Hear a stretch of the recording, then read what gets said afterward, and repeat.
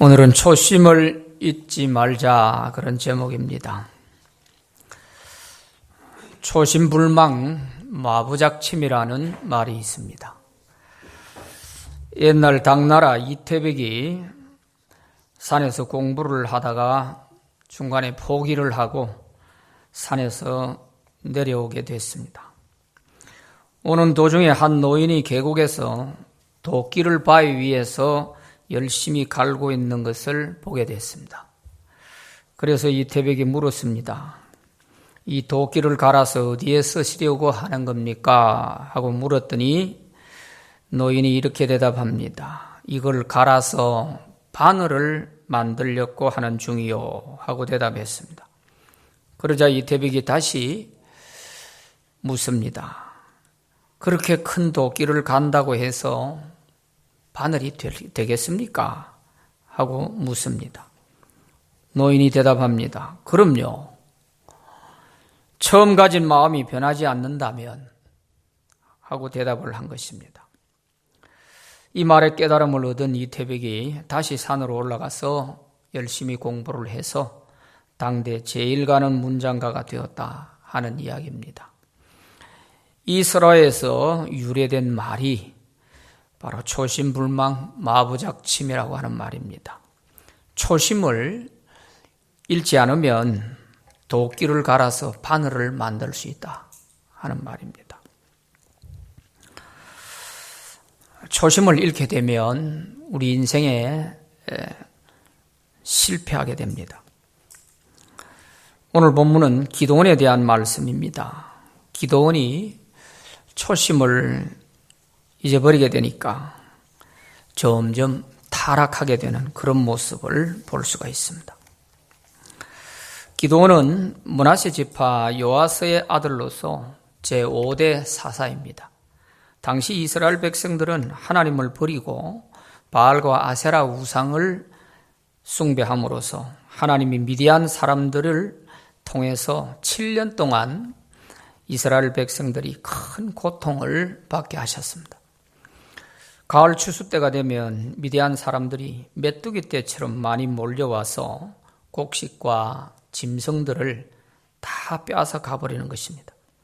농사를 지어 놓아도 해마다 미디안 사람들에게 다 뺏기고 늘 굶주리게 되니까 견딜 수가 없는 것이죠. 그러자 이스라엘 백성들이 마침내 하나님을 기억하고 하나님께 살려달라고 부르짖게 되었습니다. 그래서 하나님은 기드온에게 천사를 보내셔서 기드온을 사사로 세우도록 하셨습니다. 이때 기드온은 미디안 사람들에게 발각되지 않기 위해서 포도주 틀에 들어가서 밀을 타작하고 있었습니다. 천사가 기드온에게 하나님이 너와 함께 하실 터이니 네가 이 이스라엘 백성들을 미디안으로부터 구원해내도록 해라 하고 말해 주었습니다.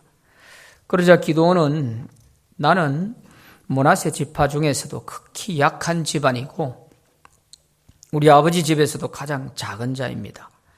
이런 내가 어찌 이스라엘을 구원한다는 말입니까? 하고 거절을 했습니다. 그러자 하나님이 나타나셔서 내가 너와 함께 할 터이니 너는 미디안을 칠 때에 한 사람을 치듯이 물리칠 수 있을 것이다 하고 일러주셨습니다. 그러자 기드온은 그것이 사실이라면 제게 증거를 주세요 하고 증거를 요구합니다. 그리고는 집에 가서 제물을 준비해서 가져옵니다. 염소 새끼 한 마리를 잡고 무교병을 만들어서 양푼위에 국을 담고 해서 가져왔습니다. 그러자 천사가 지팡이를 제물에 대자 바위에서 불이 나와서 그 제물이 모두 다 타버렸습니다. 이걸 본 기드온은 비로소 자기에게 말씀하신 분이 하나님이심을 알게 됩니다. 그 후에 하나님은 기드온에게 성령을 부어주셔서 사사로서 본격적인 일을 할 수 있게 하십니다. 가을이 되자 수많은 미디안 사람들이 다시 이스라엘을 쳐들어왔습니다. 그래서 기드온이 군사를 모집했습니다. 그리고 기드온은 하나님께 다시 한 번 더 묻습니다. 정말 하나님이 저를 통해서 이 이스라엘을 구원하시려고 하신다면 제가 구하는 증거를 보여주십시오. 마른 땅에 놓아둔 양털이 적게 해주시고 다시 젖은 양털이 마른 땅에 이렇게 있는 것을 보여주십시오 하고 증거를 요구했습니다. 그러자 하나님은 기드온의 요구대로 다 들어주셨습니다. 확신을 얻은 기드온이 모집한 군사를 파악해 보니까 32,000명이었습니다. 그런데 하나님은 그들이 너무 숫자가 많다고 하시면서 두려워 떠는 자들은 다 돌려보내라고 했습니다. 그래서 22,000명이 돌아갔습니다. 이제 10,000명이 남았습니다. 그것도 많다고 하시면서 이들을 시냇가로 데려가서 물을 마시게 해라. 그리고 손으로 물을 떠서 마시는 사람과 무릎을 꿇고 머리를 쳐박고 물을 마시는 사람 따로따로 세워라. 그랬더니 손으로 물을 떠서 마시는 사람이 300명이었고 나머지는 다 돌려보내라고 했습니다. 그래서 기드온은 이제 남은 300명을 데리고서 미디안 13만 5천 명과 싸우게 되는 것입니다. 300명의 용사에게 나팔을 들게 하고 빈 항아리 속에 횃불을 감추어서 야심한 밤에 적진으로 숨어서 들어간 것입니다. 기드온의 신호에 맞추어서 일제히 300명의 용사들이 항아리를 깨뜨리자 횃불이 갑자기 나타나니까 미디안 군대가 놀라서 서로 자기들끼리 싸우게 된 것입니다. 그래서 12만 명이 자기들끼리 싸워서 죽고 말았습니다. 나머지 15,000명이 도망을 쳤는데 그들은 기드온과 300용사가 뒤쫓아가서 모두 다 섬멸했습니다. 하나님의 능력으로 멋지게 이 미디안과 싸워서 승리를 함으로써 7년 동안 이스라엘 백성들이 미디안에게 고통을 받던 그 고통에서 해방될 수 있었습니다. 그 후로 미디안은 다시 이스라엘을 쳐들어오지 못했고 40년 동안 이스라엘 나라에는 평안이 계속되었습니다. 오늘 본문에는 기드온이 이 미디안과의 전쟁에서 화려한 승리를 얻은 후에 하나님께 쓰임받은 사람으로서 인생이 허무하게 무너지는 섭섭한 그런 모습을 볼 수가 있습니다. 그 이유는 승리 이후에 그가 초심을 잊어버렸기 때문인 것입니다. 그가 잊어버린 초심을 좀 더 구체적으로 살펴보면 이렇습니다. 첫째는 부름을 받았을 때의 초심을 잊어버린 것입니다. 기드온은 미디안과의 전쟁에서 큰 승리를 하자 그만 승리의 기쁨에 도취돼서 자신이 하나님의 부르심을 받았을 때의 초심을 잊어버렸습니다. 온 이스라엘 백성들이 7년 동안 미디안 나라에 의해 고통을 받으며 희망 없이 살아가고 있을 때에 하나님이 자신을 불러 이스라엘을 구원하게 하셨던 것입니다. 기드온은 꿈에도 자신이 이스라엘을 구원할 사람이 되리라는 것은 생각해 본 일이 없습니다. 그리고 자신의 가문이나 자신의 소극적 성격으로 볼 때에 도저히 자신은 이스라엘 나라를 구할 만한 지도자가 될 수 없다고 생각을 했습니다. 그러나 하나님께서 능력을 나타내 보여주시고 기드온에게 성령을 부어주심으로 사사가 될 수 있었습니다. 전적인 하나님의 은혜로 사사가 되어 이스라엘을 구원하는 큰 일을 할 수 있었던 것이죠. 그런데 승리 이후에 기드온은 처음 하나님의 부르심을 받았을 때의 그 초심을 잊어버리고 열광하며 따르는 백성들에 의해 왕이 되어 가고 있었던 것입니다. 이처럼 초심을 잊어버리면 누구나 시험과 유혹에 빠져서 타락할 수밖에 없습니다. 이 전쟁에 승리하니까 백성들은 기드온을 따르면서 우리의 임금이 되어달라고 그렇게 막 요구를 하잖아요. 그래서 부름받을 그 당시에 정말 하나님의 은혜로 내가 이렇게 됐는데 하는 이 처음 가졌던 그 마음을 우리가 잊지 않도록 해야 하는 것이죠. 두 번째는 하나님이 행하신 승리를 잊어버린 것입니다. 기드온이 얻은 승리는 전적인 하나님이 행하신 승리였습니다. 그러기에 모든 영광은 오직 하나님께 올려드려야 되는 것입니다. 그래서 하나님은 기드온에 모집한 군사들 가운데 300명만 남기고 모두 다 돌려보내라고 하신 이유가 여기에 있습니다. 사사기 7장 2절에 보면은 여호와께서 기드온에게 이르시되 너를 따르는 백성이 너무 많은즉 내가 그들의 손에 미디안 사람을 넘겨주지 아니하리니 이는 이스라엘이 나를 거슬러 스스로 자랑하기를 내 손이 나를 구원하였다 할까 함이니라.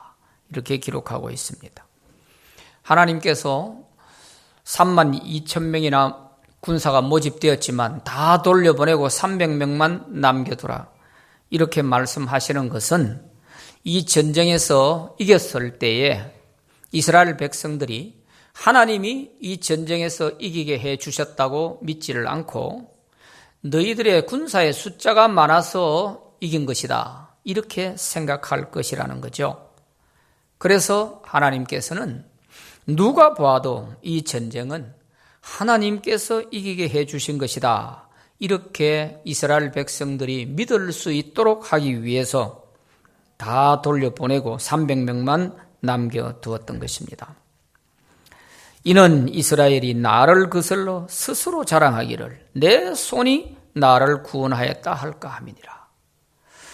하나님은 우리에게 승리를 주실 때에 그 승리를 하나님이 주셨다고 하는 것을 인정하지 않고 내 능력으로, 내 실력으로 얻었다.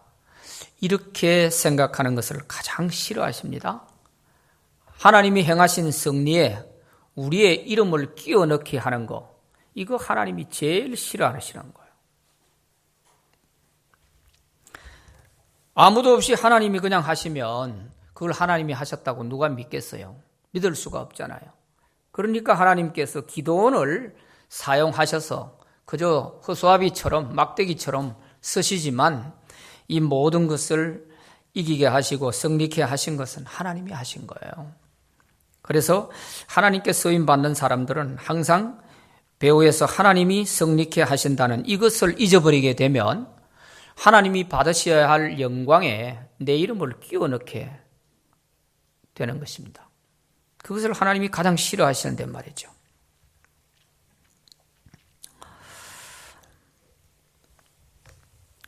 그런데 이스라엘 백성들을 보세요. 백성들은 승리 후에 하나님이 주신 이 승리로 믿지를 않습니다. 기드온이 자기들을 구원했다고 믿는 것입니다. 그래서 기드온에게 백성들이 몰려와서 당신이 우리의 왕이 되어달라고 이렇게 얘기를 하는 거죠. 오늘 본문 사사기 8장 22절을 보면은 그때에 이스라엘 사람들이 기드온에게 이르되 당신이 우리를 미디안의 손에서 구원하셨으니 당신과 당신의 아들과 당신의 손자가 우리를 다스리소서 하는지라 그랬습니다. 하나님이 구원하셨다고 믿지 않고 이스라엘 백성들은 기드온이 당신이 우리를 미디안의 손에서 구원하셨으니 당신 자손 대대로 우리 이스라엘의 임금이 되어주시오 하고 요구를 하는 것입니다. 이것은 하나님이 원하시는 방향과 전혀 다른 방향으로 지금 나아가고 있지 않습니까? 그렇다면 이런 백성들에게 기드온이 똑바로 이 얘기를 해줘야 될 거 아닙니까? 아닙니다. 내가 여러분들을 구한 것이 아닙니다. 하나님이 전적으로 이 이스라엘을 구원해 주신 것입니다. 300명을 가지고 어떻게 13만 5천 명을 물리치고 이길 수가 있겠습니까? 오직 하나님이 계획하셨고 하나님의 방법으로 이 전쟁에서 승리하게 해주신 것입니다. 그러니 이제 여러분들은 이제까지 섬기던 모든 우상, 바알과 아세라를 다 내버리고 이 살아계신 하나님을 잘 섬기셔야 됩니다. 하고 이렇게 똑부러지게 가르쳐 줘야 될 그런 기드온이 어물어물하는 거예요. 왜? 우리 왕이 되어달라고 하니까. 당신이 우리를 구원했는데 자손 대대로 우리 이스라엘의 임금이 된다 한들 누가 뭐라 하겠습니까? 이런 소리를 들으니까 아마 듣기 싫지는 않았던 것 같아요. 그러나 기드온이 다행히 그래도 왕이 되지는 않겠다고 대답을 합니다. 그러나 뭔가 이 말에는 좀 석연치 않은 면들이 있는 거죠. 23절 말씀에 보면 기드온이 그들에게 이르되 내가 너희를 다스리지 아니하겠고 나의 아들도 너희를 다스리지 아니할 것이요 여호와께서 너희를 다스리시리라 하니라 그랬습니다. 지금 기드온은 내가 임금이 되겠다고 말만 하면, 허락만 하면 임금이 될 수 있는 그런 순간입니다. 어느 누구 한 사람도 반대할 사람이 없어요. 모든 백성들이 임금이 되어달라고 이렇게 할 때 여러분들이 그렇게 원한다면 제가 이스라엘의 임금으로서 나라를 한번 잘 다스려 보겠습니다. 말 한마디만 하면 임금이 되는 거예요. 그런데 기드온은 그렇게 대답하지 않고 나도 임금이 되지 않고 내 아들도 내 자녀들도 임금이 되지 않을 것이요 여호와께서 여러분들을 다스리실 것입니다. 이렇게 말을 하는 걸 보면 마치 기드온이 신앙이 대단한 사람인 것처럼 대단히 겸손한 사람인 것처럼 이렇게 보일 수가 있습니다. 그러나 이 말에는 기드온의 진정성이 좀 부족한 거예요. 정말 하나님이 이 이스라엘의 왕이 되어 이스라엘을 다스리기를 원하신다면 이스라엘 백성들에게 똑부러지게 가르쳤어야 돼요. 이 전쟁은 하나님이 이기게 하신 전쟁이라고, 이제 하나님을 여러분들이 믿어야 된다고, 이제까지 우상 숭배를 했기 때문에 이렇게 어려움을 많이 겪었는데 이제는 절대로 우상 섬기지 말고 하나님만 섬겨야 된다고, 이걸 가르쳐야 되는데 이런 말은 하지 않고 그저 나 왕이 안 되겠어, 그저 하나님이 당신들 다스려 주실 거요, 이러면서 슬쩍 넘어가는 거죠. 그러면서 기드온은 내가 임금을 하지 않는 대신에 여러분들에게 한 가지 요청이 있습니다 하고 요청을 얘기합니다.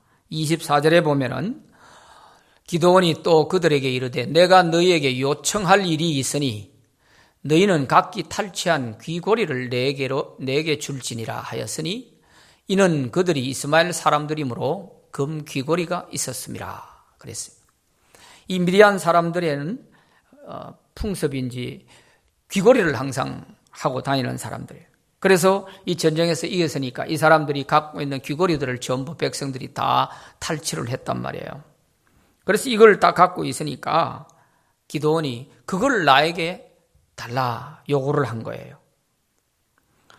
임금이 되라고 해도 임금이 안 되겠다는 기드온에게 우리가 탈취한 귀고리 그거 달라는데 그건 못 주겠습니까?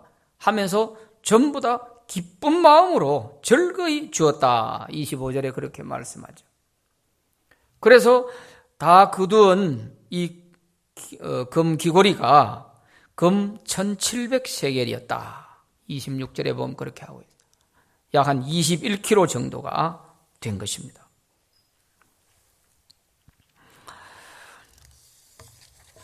이걸 모아가지고 기드온은 제사장들이 입고서 하나님의 뜻을 물을 때 그 입는 에봇이라고 하는 옷을 하나 만들었습니다. 27절 말씀에 보면 기드온이 그 금으로 에봇 하나를 만들어 자기의 성읍 오브라에 두었더라. 온 이스라엘이 그것을 엄란하게 위함으로 그것이 기드온과 그의 집에 올무가 되니라. 그렇게 기록하고 있습니다.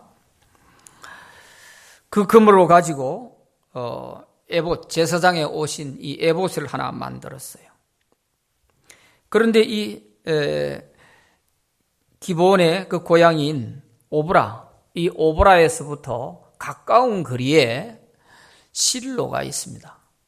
이 당시 실로에는 성막이 있었고 제사장들이 거기서 하나님께 제사를 지내고 있었습니다.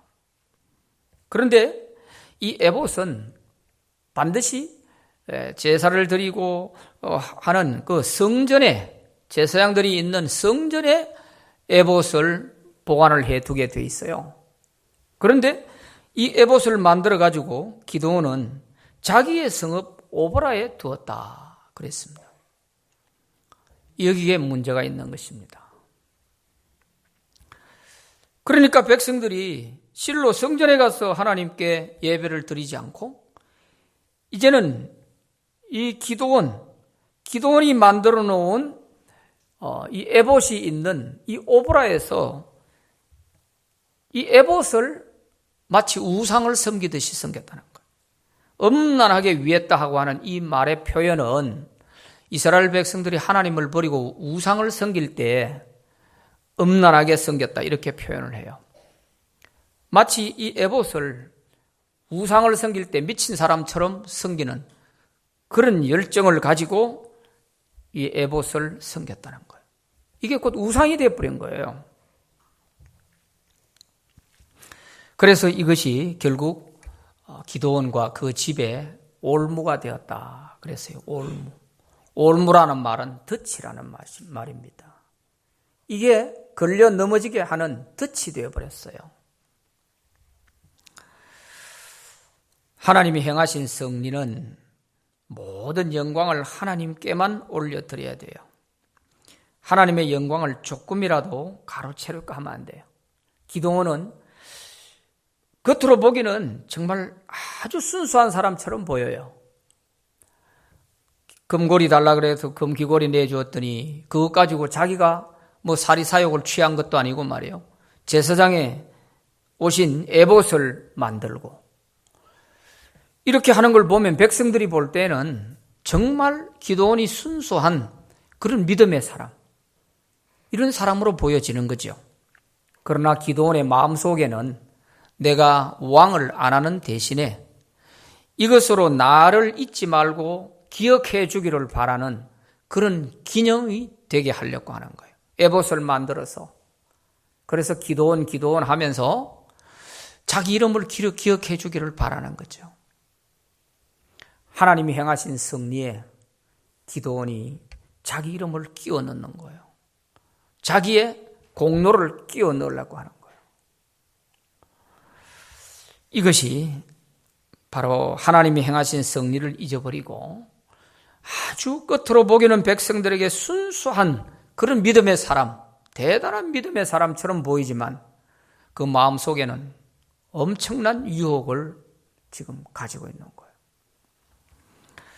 이렇게 되면 안 돼요. 하나님은 하나님이 행하신 섭리에 절대로 우리의 이름을 끼워 넣어가지고 하나님의 그 영광을 취하려고 하는 이런 거 제일 싫어하시는 겁니다.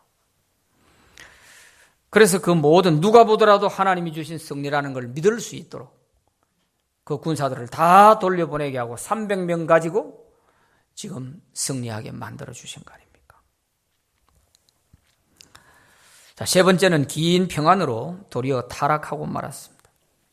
28절 말씀에 보면은 미디안이 이스라엘 자손 앞에 복종하여 다시는 그 머리를 들지 못하였으므로 기드온이 사는 40년 동안 그 땅이 평온하였더라 그랬습니다. 하나님께서 이 미디안에서 승리하게 해주심으로써 40년 동안 평안한 시대가 열려졌습니다.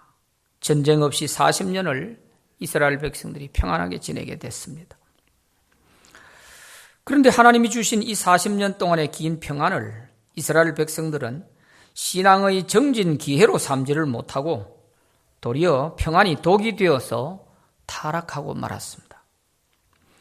처음 부름을 받았을 때는 하나님께 몇 번이고 묻고 또 물으면서 조심스럽게 시작했던 기드온이 승리 이후에는 이렇게 평안할 때에 기드온이 자기가 어떤 일을 하든지 할 때에는 전혀 하나님께 묻지 않습니다. 기도하지 않습니다. 에봇을 만들 때에도 하나님께 한 번쯤 물어보고 했더라면 좋았을 텐데 말이죠. 그러니까 실패할 수밖에 없는 것입니다. 기드온은 이제 사사직에서 다 내려놓고 고향으로 돌아가서 조용히 살게 됩니다. 그런데 그 삶을 보면 타락한 삶을 살고 있는 거예요. 29절 이하에 거기 쭉 보면요. 29절에 보면 요아스의 아들 여룹바알이 돌아가서 자기 집에 거주하였다 그랬어요. 이제 사사직에서 다 내려놓고 고향으로 돌아가서 이제 지내게 되는데 아내가 많음으로 그 몸에서 난 아들이 70명이었다. 30절에서 그렇게 기록하고 있죠. 이것은 영적으로나 윤리적으로 타락한 모습을 그대로 보여주고 있습니다. 아내를 많이 두고 아들이 70명이나 된데도 불구하고 그것도 모자랐는지 세겜에다가 첩을 두고 또 아들을 낳았습니다. 31절에 보면 세겜의 그 첩도 아들을 낳았는데 아비멜렉이라 그랬어요. 그런데 이 아비멜렉이 이제 사고를 칩니다. 70명의 형제들을 다 죽이고 자기가 왕이 되려고 하는 것입니다. 그럴 때 하나님께서 악한 영을 보내서 3년 만에 이 아비멜렉이 죽게 됩니다. 그러니까 기드온에게 남은 것이 아무것도 없어요. 많은 자식들을 낳아가지고 후손들이 번성하게 되기를 바라고 70명의 자식을 낳고 했지만 결국 이 아비멜렉이 등장하면서 형제들 다 죽여버리고 자기도 죽어버리고 대를 이을 아들 하나가 없이 가문이 폭삭망해버립니다.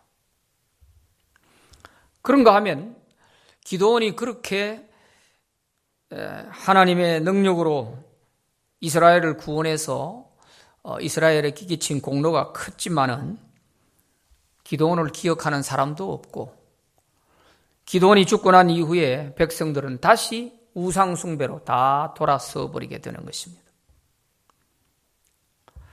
이렇게 초심을 잊어버리니까 남은 것이 아무것도 없어요.